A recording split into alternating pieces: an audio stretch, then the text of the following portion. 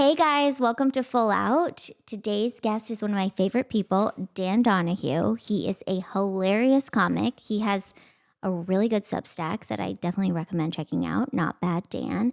And I just love talking to him so much. This conversation you'll see, he's so cool because he's hilarious, but also able to talk about like deep, meaningful things at the same time. So I highly recommend sticking around. Now, introducing Full Out with Brittany Ross. Is my dog bothering you? Not even a little. Are you sure? Okay. Okay, yeah.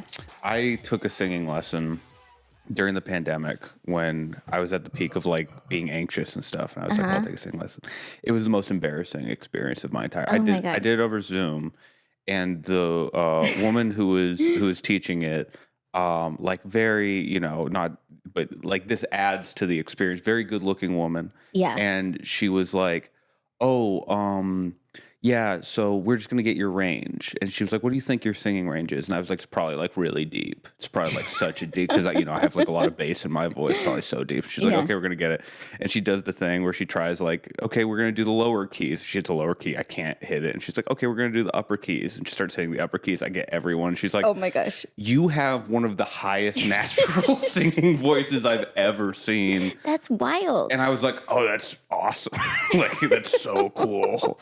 I'm never singing again. Oh my gosh, that's so funny. Well, I have a very high voice as well. So if you do need some high pitched singing songs, absolutely ask me, because I've been prescribed all of them, I guess, or like every singing lesson I go to, they're like, this is the highest. Right. Nobody can sing this song or hear it. Right. This is a song But only this dogs is for can you. hear. Yeah. This is a song that is exclusively for animals with a higher register. That's my singing voice. I feel like singing lessons over Zoom are very uncomfortable anyways. I'm not a singer, and I feel like I've done a few over Zoom, and because I needed to get better than my daughter at singing. This is such a funny recurring thing. I can't tell you how I really enjoy this. I feel like probably a lot of mothers feel this way, though. But nobody's honest about it. No one's honest about it. No, but they're seeing their daughters and they're like, wow, that is a flip I couldn't do at that age. And you feel that a little bit.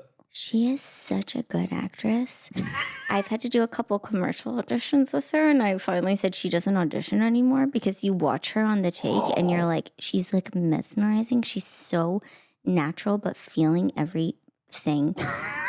And I'm just like, I could never be that good. And I was like, if she got an acting job, I would be like, okay, we're moving to Ohio, all of us as a family. We don't know what we're going to do there, but we don't live here anymore. Yeah, I hear Tulsa's just so beautiful. Yeah, just like, I'll go anywhere. It's the only thing that could get me to leave LA is if my daughter started getting acting jobs. You're the opposite of a stage mom. I'm the opposite. You're the exact opposite of a stage mom. Yeah, you're like, you're a behind stage. You're like, get her. She can be a gaffer. Cover her up, please. Right. She's gonna be a great key grip one day. Yeah, she can hold the mic for mommy.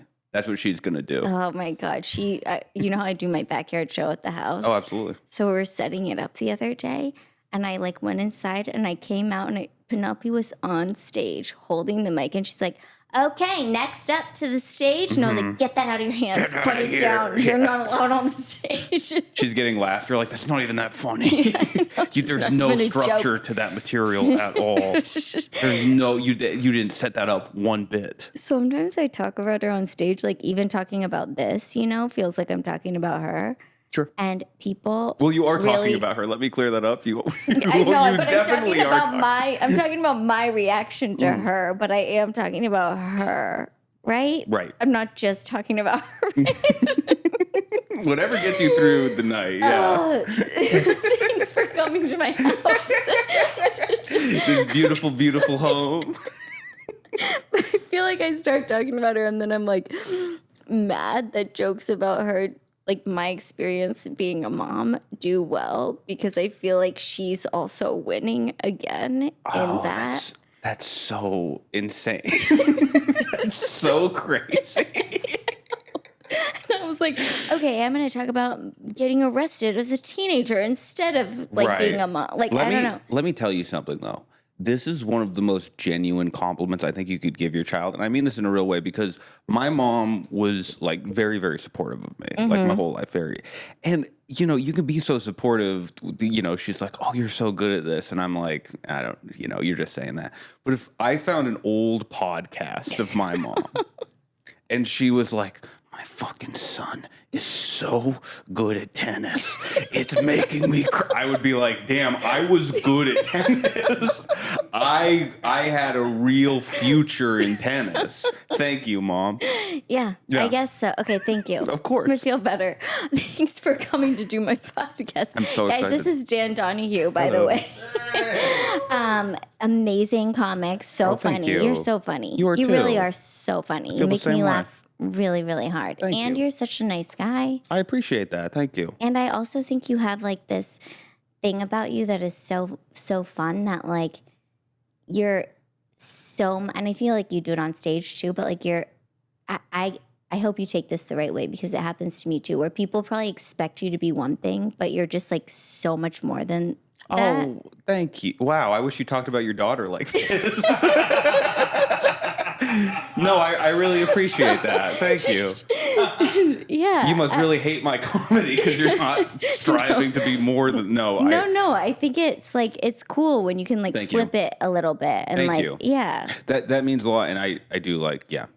Thank you. That's You're welcome. that's one of the nicest things anyone. This is what's tough is like that's such a good genuine compliment. I don't know how to take. Thank you. That's all I have to say. We can just move on. We'll just move on. We can just move on and be assholes to each other. No, I Great, feel great, like great, great, great. I feel like I do. I think you're so funny, and I am really excited to talk to you because I didn't. So you know, it's the podcast is full out. So we ask everybody to share like a full out Yes. story where they went like really full out in their life. And I had no idea you were like such a good like track and field runner. And you brought up initially, which I fully understand, like, oh, you should talk about special education because that was like such an interesting part of your life where like there were a lot of intense moments. I'm comfortable talking about being in special education on stage and stuff because it was so much less traumatic to me than track and field. I totally get that. You have a hilarious joke about special education. You have a whole bit about it, and it's so funny. And everybody should look you up and watch that bit because it's hilarious. Check it out. But now we're going to talk about something more traumatic. Well, and I shouldn't say traumatic. I should say it like resulted in something that eventually turned really good for me. But like when you have, I was just so unsuccessful at basically everything up to that point in my life, like up to when I started doing track. Even like I was very athletically competent because my dad was he was like a really great athlete and he was a yoga teacher and stuff. I know. I read some articles about you. Yeah. And that is so cool. Your dad was a yoga teacher? Dad was a yoga teacher, and like he was. If you're thinking like man bun and like big beard and stuff, he was like jacked. He was like really jacked. He got into yoga because he like. I think it was part of his kind of recovery process because he was an addict, and I think it was just something he kind of got into post that. But he was so sick. That's awesome. Yeah. Have you, I don't know like how long you've been in LA, but did you ever go to or hear of Runyon Canyon Yoga? No, I haven't. Okay. At Runyon Canyon, they used to have yoga and it was like nice, gentle yoga. And I used to go to it a lot.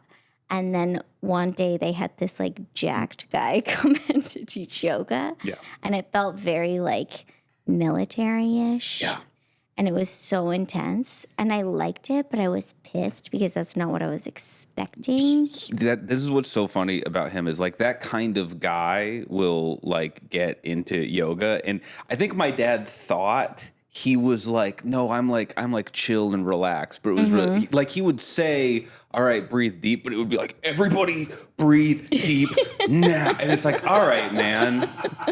There's like a vibe thing here too that you're not really considering. Yeah. But he like very, very physically active. My dad and I like were really similar in this way where we were both very like pent up and like really bad at communicating or like transmuting our emotions to other people. And a lot of people like that will get super into sports, specifically like individual sports, because it's a way that you can kind of be with yourself. Yeah.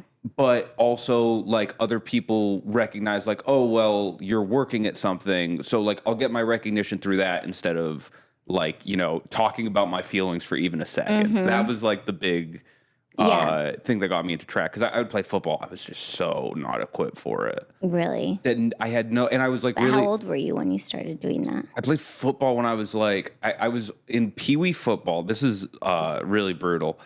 I was on a team where I was like at the beginning of the team. They started the Pee Wee football team, and I was on it. So it wasn't a team that was like had existed, and then I joined. My town was like, oh, let's start a Pee Wee football team. This is going to be good for the kids, right? Like we're going to get the kids involved in sport. You know, we all played football when we were younger.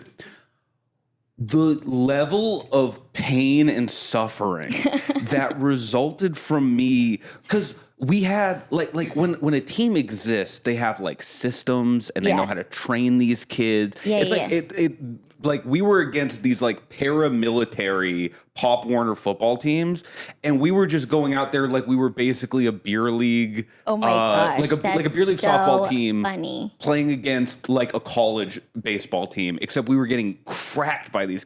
And you're so little, where like it's like setting up your whole identity as people. We were all okay. This I remember. We were going into this. I think it was Randolph.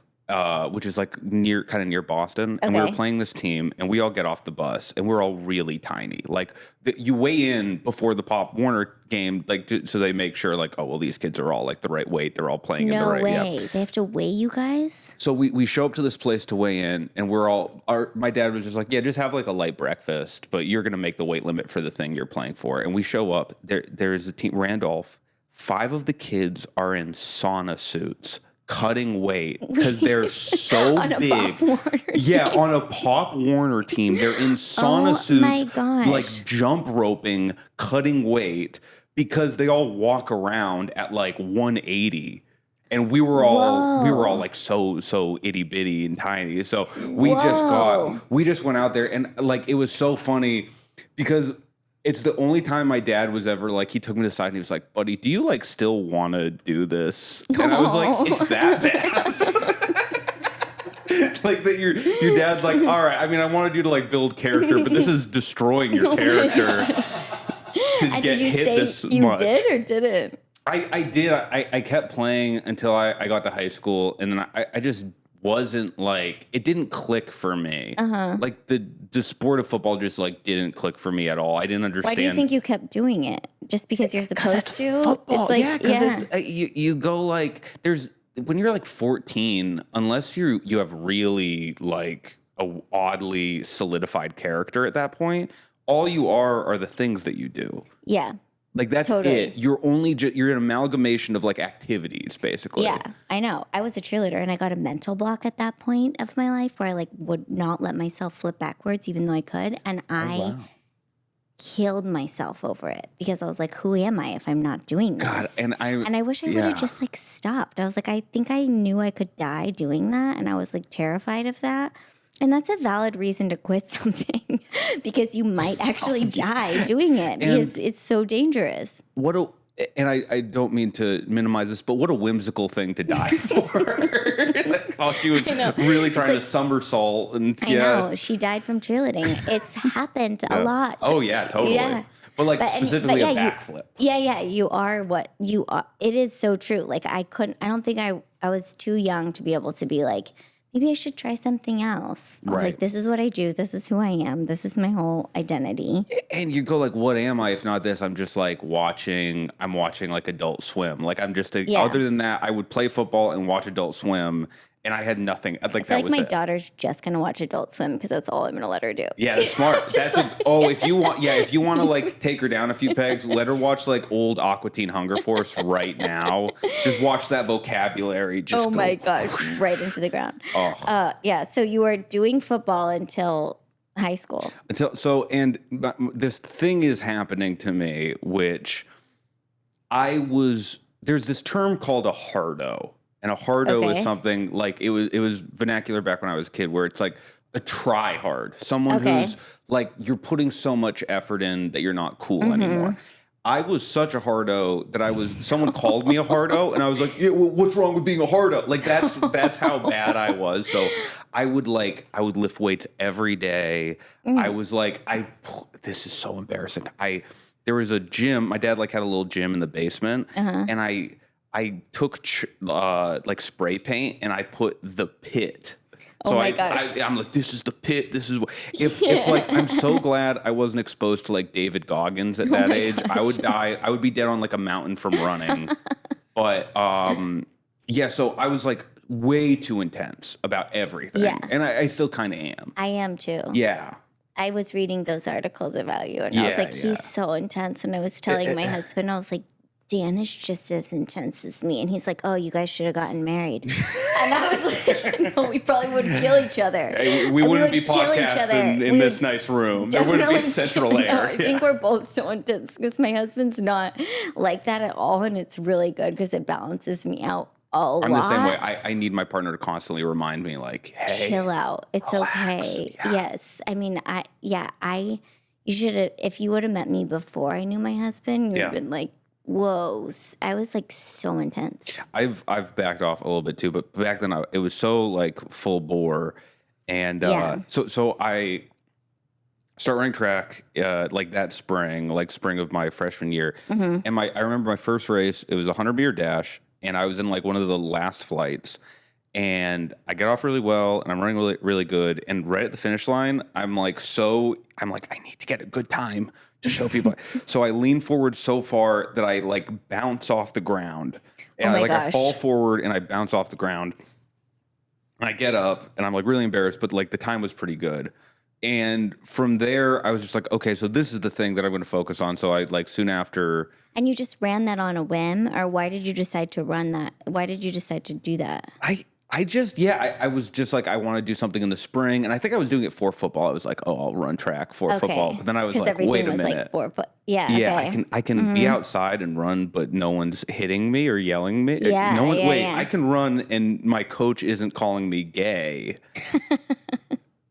Okay, this might be better than football. Yeah, I kind of like this. Yeah.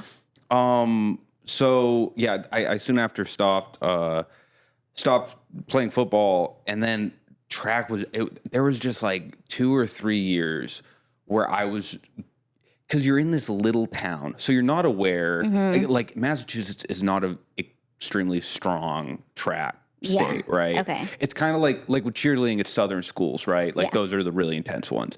It's kind of the same with track and stuff, where like southern schools in like California, Texas, like Florida. I think the southern places are always intense sports-wise. Yes. For everything. And so I was like, damn, you can see other people's times, but like in your division, if you're really good and you're winning, you literally get to win. You get to like cross the finish line first. And so I was just like, okay, well, if I work pretty hard and this is the result, what if I work way too hard to the point where it ruins my body and mentality? Yeah. Imagine how good things will be then. Yeah. And that's what happened. Like I basically ran myself into the ground eventually, but I don't know how much of I think I have a photo of you running yourself into the ground. Actually, literally. Oh no, that's the one that didn't print out. Okay, well we'll show it later. But I do have that photo. So what did you start doing to train? Oh my God, I really this is stuff. Were you in the pit? I literally haven't really talked about because like. So there was this one saving grace in like sophomore, junior year where I had these friends who were like 1 grade above me, and they were really relaxed. They would party. And it's like, I know this is crazy, but looking back on it, the best thing for me personally in high school was drinking and like partying and staying out late because that was so opposite my character that it kind of balanced me in this way. And maybe that's what I did that too. I would get like blackout drunk and get arrested and stuff. I wonder if it like I never thought of it like This that. is a message for the kids out there. No, I'm If kidding. your kid is too intense, get them blackout drunk on the regular. Maybe, maybe not blackout, but I don't. Okay, I think we're making a point here. I think there is a No, point I do to feel be like made. it's something about like that personality that needs a way to like chill. Yes. It like takes you down a little bit. It humbles you a little bit Yeah. because you're not just like constantly. So like I had these friends junior, and those were the best because like those were the best years because I was like running my best, but then also I was hanging out with people, so you kind of get to enjoy it. Then they left, and senior year, this is something I remember really well. I couldn't, or I had my worst 2 races of my life because the day before I was just at my place and I was so like, I was just getting in my own head. It was just so psycho. Like when I think about how psycho I was, I was like, I got to do something. So it was like late, like maybe it was already dark. It was like 8. And so I get a rope and I get these 2 45-pound plates and I tie the rope around the 45-pound plates and I tie the rope around my waist. And my dad comes home to me running with the 45 and there's no coach who's like, yeah, that's good before a race. Before the race. But you're just like, I couldn't really explain like what went into my thought process there. Yeah, but you're like, this will make me better. Like, I just need to like, maybe it's like you just needed to take your mind off the fact that you had to do the race. You need to enjoy your life. Like this is something that I really do. And I see like media, especially for young men nowadays, and it's sort of advocating for the things that I was doing at that age. And I just want to be like, I did that.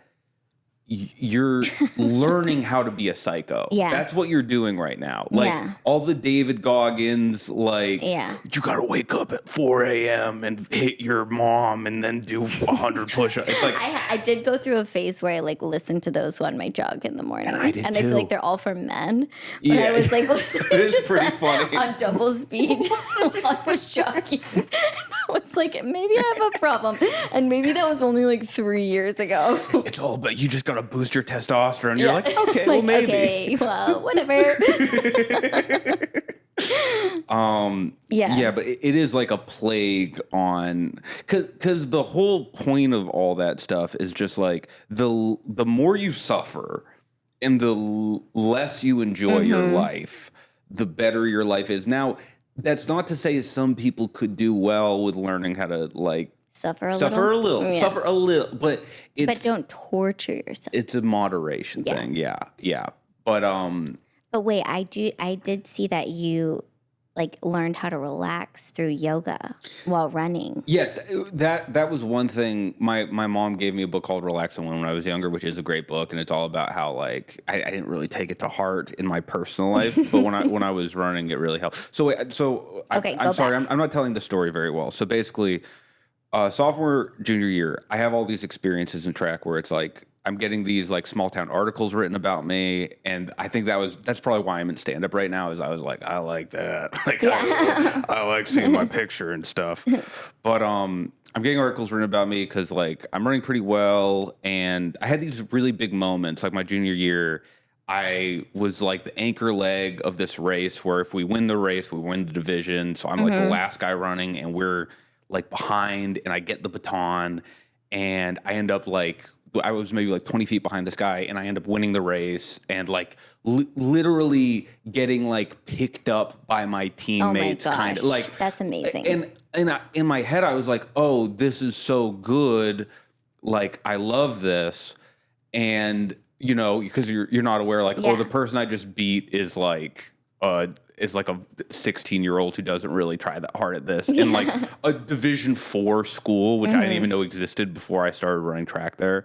But so I had these like really big moments, and all this stuff happened, and then my senior year comes around, and like a couple things happened. I got salmonella in Trinidad, which that was horrible, and like right at the beginning of my spring season. So like that happened. What were you doing in Trinidad? This really rich guy who I believe he at the time worked with a company that ran the lottery for all of the Caribbean. What? Yeah. Which is That's a job. We went to this guy's house while we were there, and it was like this man. Like Trinidad's like really. There's huge disparity there. Like. We went to this guy's house and it was like, armed guards there. And it's this huge, like the craziest mansion I've ever seen. And my dad, who's friends with the guy who took us on this trip, like, is like, this guy works for the guy that we're with. So think about how much money he has. But the guy we were with lived a very modest life, like very, very modest and cared about like people. But we were there to like help like basically furnish an orphanage that was there. But when looking back on it, I put like a coat of paint on 3 walls and then took a vacation. Oh like my gosh, yeah. And of course took all the pictures with the kid. By the way. I know. Okay. And a lot has been said about that, and I do agree. It is like if you're on a mission trip for like a week, don't take a picture with, but they do want the picture. A lot of the kids... But do they also ask you to post it on Instagram? And they didn't ask me to put it on Tinder. No, they weren't like my biggest hope. And they want it on Tinder. My biggest hope is that you put this on Tinder as your like second picture. Oh my gosh. I want you to couch this between 2 pictures of you looking good. Oh my gosh. To trick women into thinking you're a good person. So funny. Do people put those kind of pictures on dating profiles? 1,000% they do. No, 1,000%. I mean I like missed the dating profile thing like by this much because I met my husband right before they all came out. Right. And so that's insane. Mind you, that was when I was like 18 or 19, which being on a dating app when you're 18 or 19 that's a conversation for a Are you even allowed on a dating app when you're 18 or 19? At least back then. I don't know if they changed it, but it was like once you're an adult, you've got it. Yeah. Whoa. Aren't you like, that's crazy because I feel like you're meeting enough people in person when you're 18 or 19. I wasn't. I sure wasn't. I'll tell you this much. And hard. Guess what? Tinder didn't help. Tinder doesn't get you out of the pit. Okay. So anyway, we get to senior year, and that's when I start also running myself into the ground because like I don't have the same friends around. The whole experience really did just show like all that matter. Literally all in life that matters. Everything else is kind of just like supplicating. This is having friends and like loving them and them loving you. And like that includes like romantic partners and family as well. But like at the time I was just like, it's all about accomplishment. All you are is like the friends come. I had this everybody will be friends with you if you're winning. I had that same thing too. Yes. Yeah. This is the first time I ever put that into words, but that is exactly how I was like, no, you're going to be like a millionaire runner, which doesn't exist. But these are things that would happen in my head. I was like, you're going to get like endorsement deal. And then people, because those are the friends you want, are the ones that seek you out when you have a bunch of money and success. Yeah, totally. Yeah. That's who you want. I feel the same. That's so crazy. I quit gymnastics because we weren't allowed to be friends with the people on our team. Our coach made a rule that we weren't allowed to be friends with everyone on our team. Wait, why? Because it was like competitive gymnastics and we were talking too much, especially me because I loved to talk and I was getting in trouble. And I was like, I think I need to go to cheerleading, competitive cheerleading, because I can like talk and be friends with people. Whoa. And then I do remember trying out for my team at school and being like, once I'm a cheerleader at school, everyone is going to be friends with me. And I moved a lot. So I was always trying to like get into and I was like, this is my way in. Right. Like, this is the way to do it. And it's like not really the friends you want. It's not the right thing. It's not like you can get in, but then you're like, I don't like these people. Right. It's not the right people. Yeah. It's not the right people. Like, and finding the right people is obviously like just kind of based off you and your capacity to like communicate, which I just was not developing. So I'm like, it's my senior year. I know where like I am in terms of running. I know like I could go to a low grade D1 school or I could go to like a really good, cool D3 or D2 school. And I'm just so obsessed with the idea of like accomplishing being a D1 athlete. That's all I was like, I just want to be D1. I knew that I wasn't really running fast enough to thrive at a D1 place. But in my head I was like, well, I'll just work twice as hard and then I'll be so. And what is working twice as hard in your head? Which is so funny because you can only sprint so much. Yeah. So you're literally like just wrecking your body after a certain amount of time. But that's what it was. I was like, oh, I'm just going to teach myself to like sprint faster and or whatever. Yeah. Like, so it's not and I was treating it kind of like a sport like basketball where it's like, you know, there's historically Kobe Bryant would like shoot for 4 hours before a game or whatever. But that's shooting a basketball. That's not like sprinting full speed. Anyway, so I remember very distinctly, I go on this visit to this college, Bowdoin. Mm-hmm.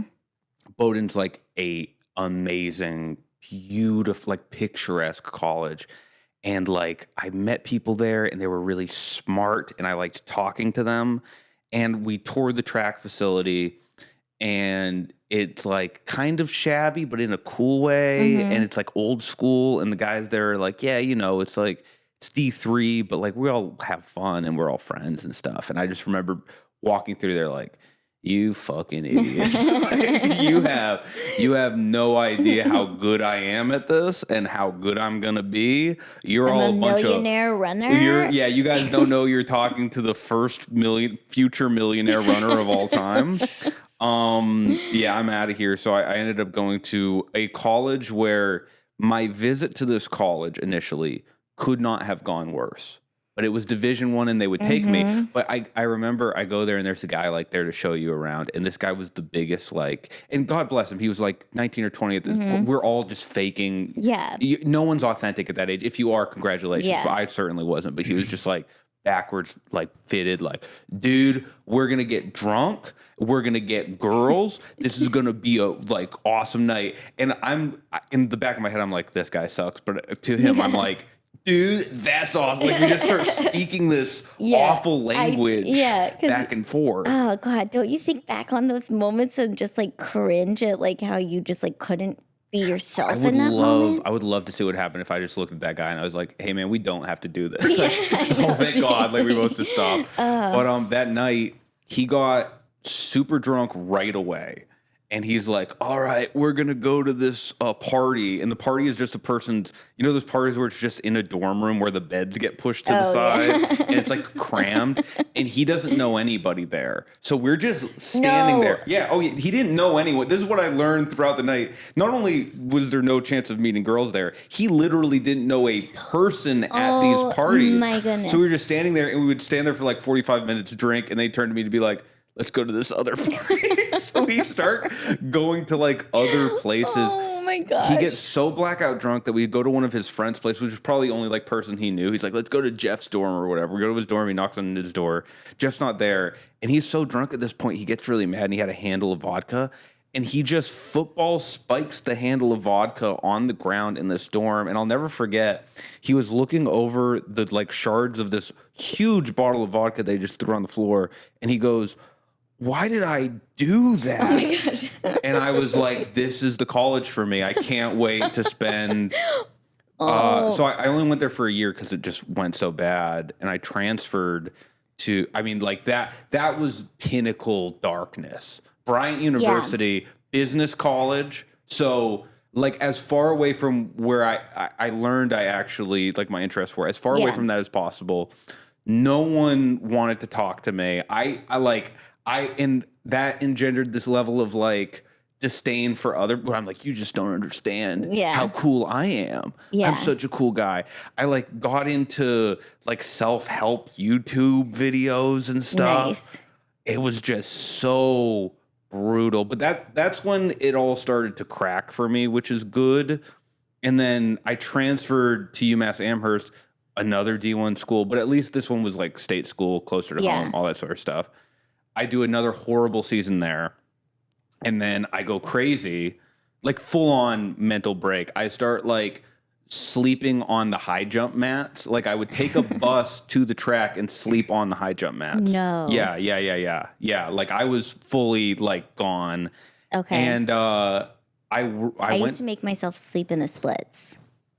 So I get it. That'd be awesome. I would be like, I'm going to fall asleep in the splits and see how long I can stay in the splits. Okay. That's what they do in Russia. That's how they train. Yeah, That's why I they're was so like, good. I have to, if I need to get more flexible, I'll just do it in my sleep. Yeah, absolutely. So I get you sleeping on the mats. I've been there. Okay, so you were sleeping on the mats to be like, okay, this is going to help me. To like spiritual. No, I mean, this was like full psychosis, but I was like, I will spiritually connect myself to the track. So me and the track will be one.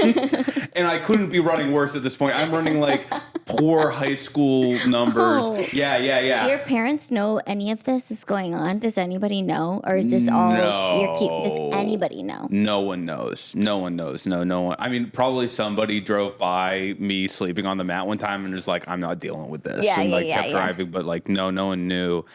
And I just kind of, like I said, I had a break and I went to the like school whatever like study abroad thing, and I'm like, I need to go to another country. I'm like shaking at this point, but it's so funny to imagine it from their perspective, because the person there was like, yeah, let's do it. So she's they have like, no idea what you've been putting yourself through. Yeah, and she's like, so you've missed the deadline, but if anyone drops out of their like program or whatever, you can hop in. And so you went and killed somebody. Yeah. So I found someone.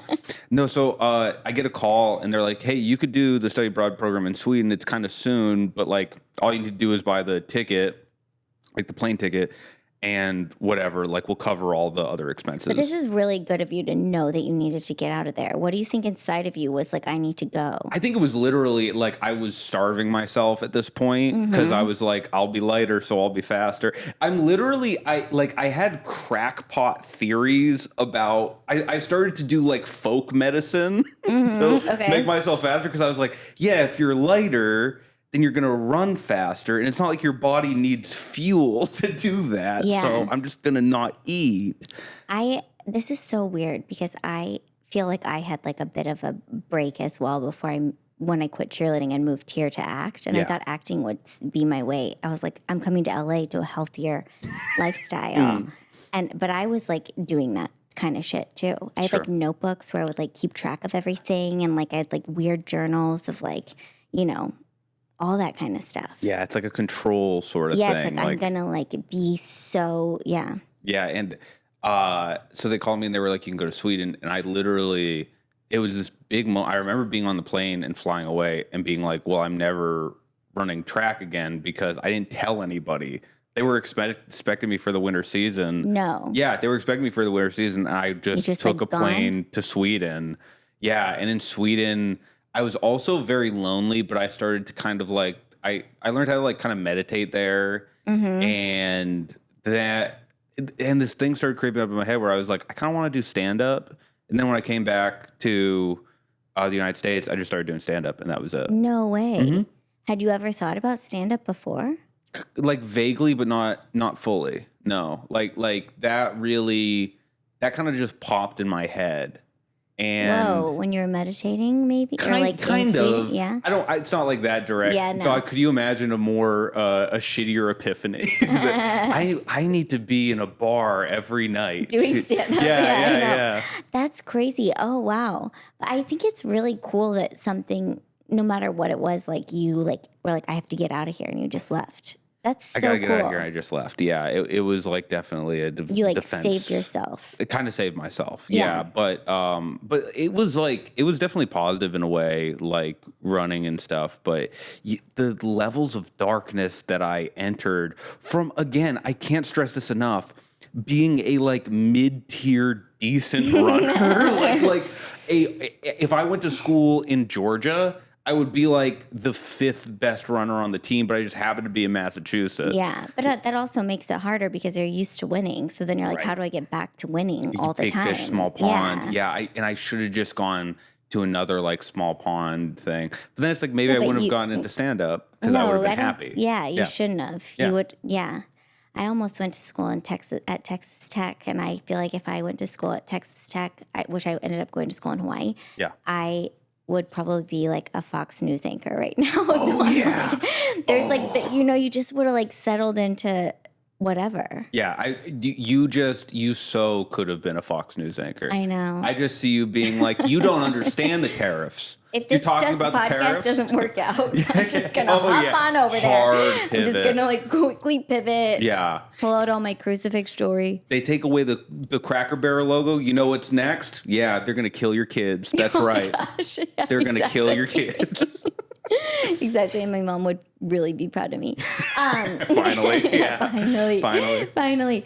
No, wow. But do you still run ever? It's hard. Like it's mentally hard for me. To Sometimes run? I've tried and I can jog, but if I go faster, and I hate it. I hate that it's like, it's such an American guy thing to have high school sports to be the like pinnacle of like traumatic experience in their lives, but it really is. Like I think it's like, I don't feel like people talk about it really though in this way. Yeah. You know? But also, it's funny for me because I ruined it for myself. There wasn't like a coach there pushing me this hard. The coaches were like, Dan, can you relax? And I was like, no, I hate myself. I have to run faster. Which is way weirder. Yeah. But, no, I think but do you feel like it translates? Like, how do you feel competitive like that with stand up? Oh, with everything. Yeah. I'm very competitive with almost everything. I think I have a little bit more of a healthy relationship to it now. You're not like sleeping on stage at the Improv at night.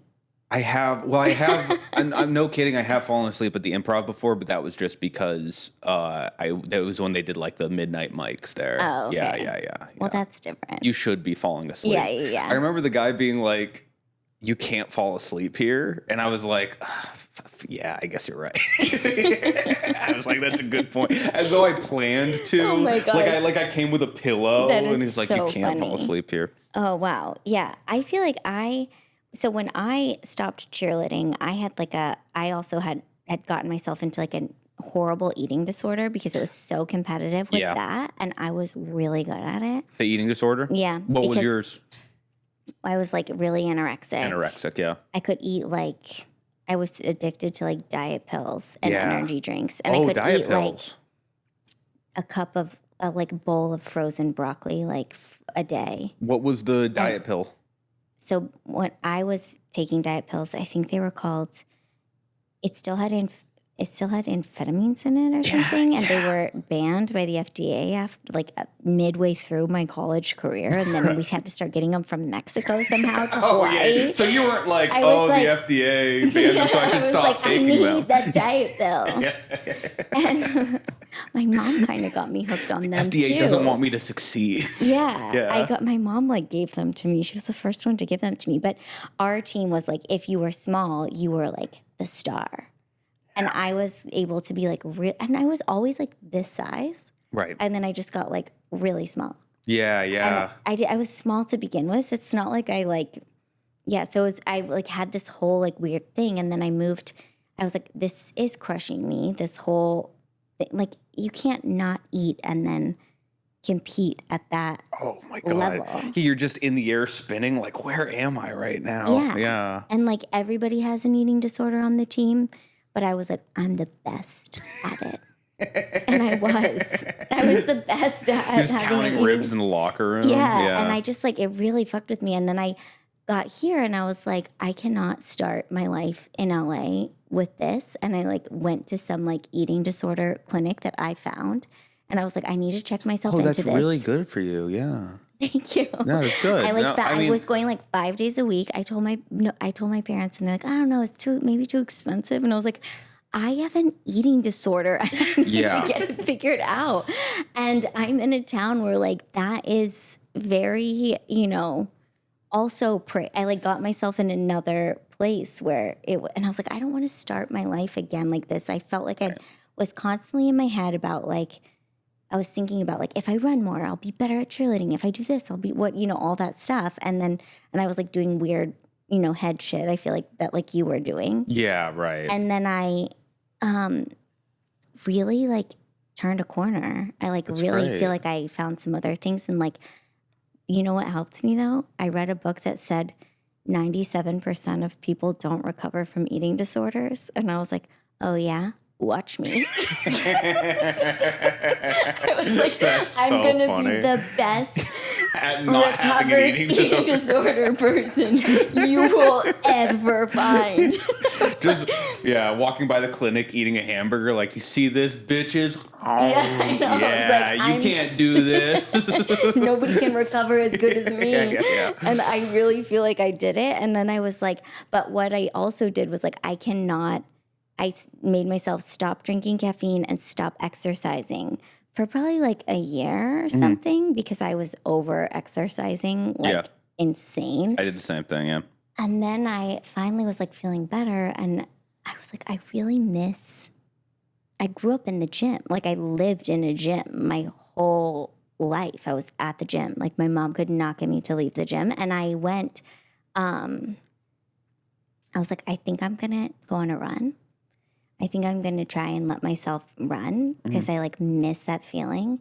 And I like loved it so much that I put a cap on myself time-wise. It's like I'm not allowed to run more than 45 minutes because anything over that, because it said you can run between 30 and 60 minutes. That's So not like right crazy. in And the I was like, middle. I'll go right there and I'll do that. What book says that's not crazy? Just somewhere. You know, I If you don't know read what I read. If you run for 45, you're not crazy. Yeah, I just was like, I'm not going to be crazy and run more. If you run for 15 minutes, you're out of your fucking mind. Yeah, but I do feel like there's something about running for me that feels so freeing and so like I can get out of my head. Yeah. And in a way, but then I'm like, I run every day, rain or shine. Yeah. But it does feel like something I'm doing for myself. It feels like meditative in a way. And again, there is a degree of like, you have to be like kind of crazy with stuff like that. It's just finding the balance. Like I think running every day, rain or shine, as long as it's not like you're not superseding like important events or something comes up and like it's completely rigid. But no, like I mean, I am a little. I don't like. I just wake up earlier. Yeah. If I have to. I'm kind of the same way with like writing and stuff. I like can't. Because I'm like I think I just need some time to myself in the day. I also think I moved here and you know I was acting a lot when I first got here and even with stand up or anything creative where you have to set your own schedule and stuff, your day can get completely derailed from you and it absolutely. becomes everybody else's day. And there was something where I was like, if I run first thing in the morning, at least I've like done something for myself first. And it felt like I still have like my sense of self or my day in some way. So even before I had my first kid, I had like a big freak out with my husband. I was like, but you know, I'm still going to run every morning once we have this baby. So like, you're going to have to take the baby every morning. But then I did get a little crazy. I hurt my back. I ran to like 7 months with her, I think. Yeah. And then I like one day just like something happened to my back and I literally had to like crawl home and I could not. Well, I was like on crutches for a second and I couldn't walk and I couldn't actually, my doctor was like, you might not be able to walk very well until the end of your pregnancy. And I was like, if I don't move my body in some way, I feel like I'm going to slap people, you know? Right. And so I started swimming. Started swimming laps like super pregnant. This is why your daughter's so complete. She got like the cardiovascular abilities of you running every day. Yeah. Yeah. That's funny. It's like the opposite of smoking while pregnant.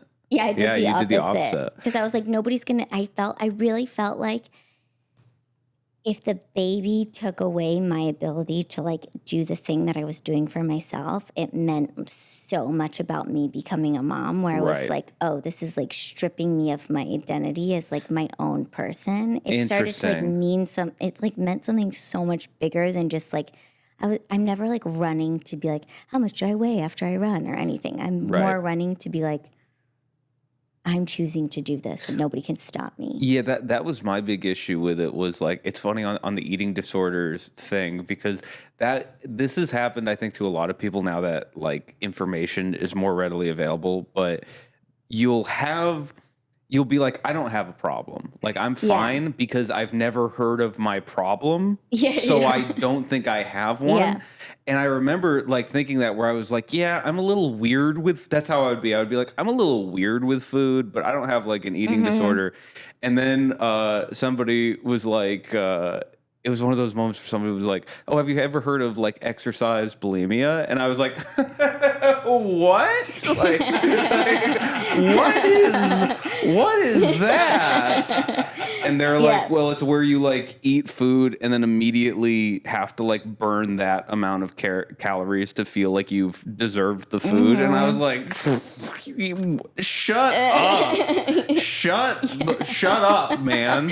Never say that again. Shut up." But yeah, that was. Yeah. I was like regular bulimic when I was like younger, and then when I started doing sports, I would just like count calories, and then I would like track my exercise to make sure I burned exactly that amount of calories, which by the way is not how it worked. Like that's what I was doing too on the elliptical. Yeah, it's brutal. I was like had it in my journal. I remember one time my mom found my journal when I was home from college, and she was like, "What is this?" And I was like, "Nothing." And then she just was like, "Okay."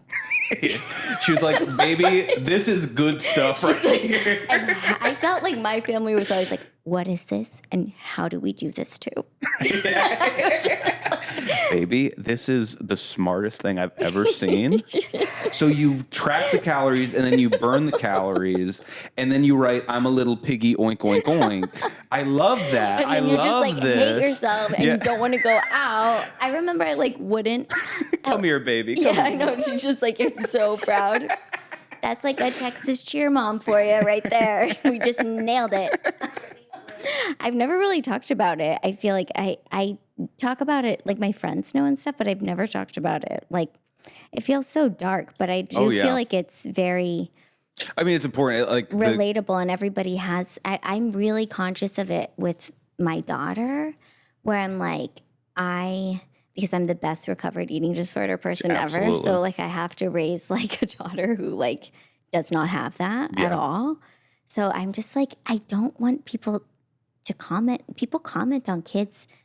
Yeah, bodies. it's crazy. Yeah, it's insane. Yeah, I'm just like, stop it. Yeah, and like both genders kind of get it to a different degree. Obviously, like women are very like that. People speculate on, but like with young men too, just in this way where it's like, oh, he's so like big and strong and blah blah blah, and it's like that's good and it's good to be positive, but sometimes they do it in this way where it's like, oh, well, now that kid is going to associate that with success. Being good, that can be a little bit. Yeah, I know. They also do it with kids where they're like, oh, you're such a good eater. Look, you're such a good eater. You're eating everything. Yeah. And I'm like, but do they need to eat like, why don't you just like let them eat and not say anything about it? It's so hard. Like, now this is a question for you as a person who's is obviously a very high achiever. Like, do you take your daughter's like being raised in her growth and stuff, like if she has like, let's say your daughter starts like having a temper tantrum or something like that, do you see that as a failure of yourself, or are you able to like separate that as a parent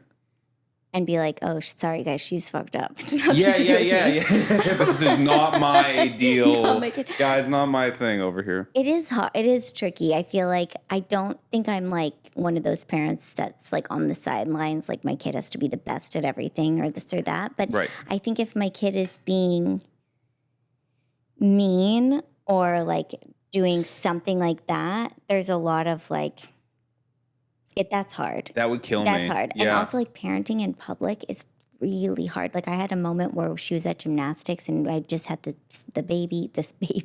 I just had this baby and she was having a hard time, and her gymnastics is huge and it's like bleachers of people, and her gymnastics, like they're not teaching kids how to do gymnastics at this gymnastics place, and I don't say anything. It kills me, but I just sit there and I like chain myself to the bleachers and I'm like, do not say anything, but like, why does she not know how to do a cartwheel? And when is somebody going to push her down in the splits until she cries? But I don't say that. Yeah, but great hip mobility, like, sweetie. I'm totally fine. You're having fun. And so one day she was like pouting in her class, and that I feel like I'm like, you can't disrupt the whole class. That starts to make me feel like, oh, my kid's disrupting the class. Right. So I do have that a little bit, but I'm like, you can't disrupt the class. You can either go in class and participate, or we have to leave, because you can't be the kid that just like does that. Right. And so I think I have like kind of strict boundaries on that kind of stuff, because I'm like, I don't. That's good. Yeah, I don't think you should be like. That's not normal anymore in LA. Oh, you don't think so? No, people just are like on their computer or They're their like, phone and baby, they don't stop care. class. Okay, that's your right. Yeah. Yeah. Yeah. And then so she's like, fine, I'll go back to class. And she walks halfway down the bleachers and she turns back and she goes, don't talk to me like that. To you? Yeah. That's really funny. My whole body, I was like, oh my God. I was like, every single parent there turned. And I like wanted to be like, who is that kid? Yeah, what the hell? I was like, okay, time to parent. Everybody's looking at me and I have to be a parent. I'm like, oh my God. It's hard to parent from far away, too. Can I say that? When your kid puts Yes. that's actually very smart tactically on her part, is to put some distance because you have to either yell or walk up to her. There's no middle ground. Yeah. tough. So I had to pack up our shit and I was like, we're leaving. Yeah. She started running around the whole gym in front of all so the parents. smart. I had to, I'm not much bigger than her. I Sure. had to catch her, carry her out. She's like flailing in my arms in front of like probably 100 people. Yeah. That definitely I felt reflected on me. I Yeah, took that one on me. right. And it's hard not to. Yeah, and I had to like shove her in the car Yeah. as she's screaming. And then some other mom pulls up, rolls down her window. And I thought she was going to be like, are you kidnapping that kid? Right. Because she's screaming and getting in the car. Or I thought she was going to be like, do you need help? And she goes, hey, are you leaving? And I was like, she wanted my parking spot. Your parking space. That's And great. I was like, it's going to be a minute. I just was like, oh my God. But like that kind of stuff, I feel like that, it's more like, I guess that stuff I feel like reflects on me, like her skills or what she's doing. Sure. No. Sure. Good. It's more like behavior. Good. Yeah. You think that's good? I mean, it'd be hard. I'm looking. Like, No, it'd be hard for me. That's what I would always be hard for me, like, to see anything that's normal for a kid to have like an issue with, and for me to be like, oh, that's not like me, a failure as a parent. Which obviously you shouldn't look at it like that. Mm-hmm. But that must be hard to separate, especially for a person who has this like mindset of like goal oriented and stuff, like not putting that on the kid, but also making sure the kid has good. It's just impossible. that's why she can't do any sports or anything. Right. Because I She's just not can't allowed. can't let her do it. Absolutely. Okay. What is your? I feel like we covered your best and worst moments. Yes, but I think so. Did you have a nemesis or a villain? Oh yeah, I did. Yeah, Yeah? that's a great question for this because that is Mm-hmm.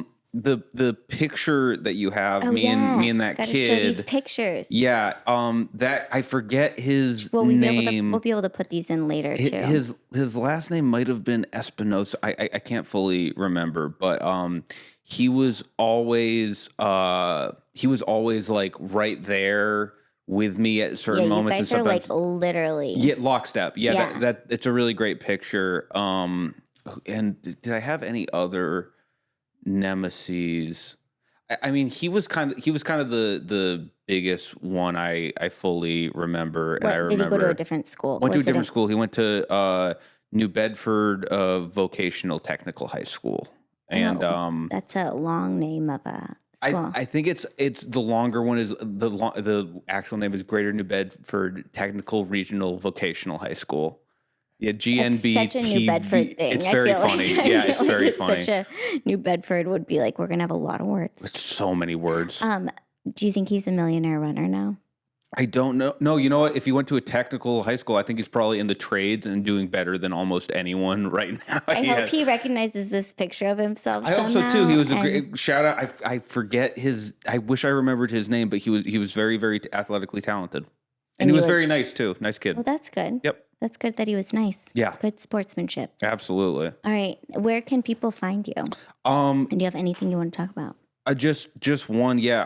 I write on Substack, and I put writing out on Substack. So please subscribe there. You can do it for free, or you can pay $5 a month for everything. But subscribe for free first, and make sure I don't want you to do the $5 and then be like, this sucks. So Listen, that's I'm really not how you're bad going at to become a selling stuff, millionaire huh? runner. This is really bad. Millionaire runner mindset would just Yeah. be like, subscribe, pay $5. He does write really well. Okay, yeah, let me try one more time. Are you a savage alpha animal that wants to learn how to become a multi-trillionaire? Join my course on Substack where I teach you the alpha principles of testosterone What else, Keita? What else is? What's up? MCT oil. MCT oil. I will teach you to put MCT oil directly in your urethra, the man way. Great. Yeah. But also for women, you Yeah. should also follow. Yeah, same deal. And they can read it on double speed. Yeah, You can we're- read on double Scrolls. speed, but also follow him because you're so. What's your handle? Instagram, Not Bad Dan. On Substack too, I'm Not Bad Dan, but Not Bad Dan on everything. Yeah, you do a lot of very funny videos where thank you you. do your thoughts on fun topics, Yeah. all kinds of things while washing your dishes. Yeah, just stuff that I think about while I'm washing my dishes. Yeah, great. Thank you so much for Thank doing you so this. much. This was This so is a blast. fun. Yeah, thank you.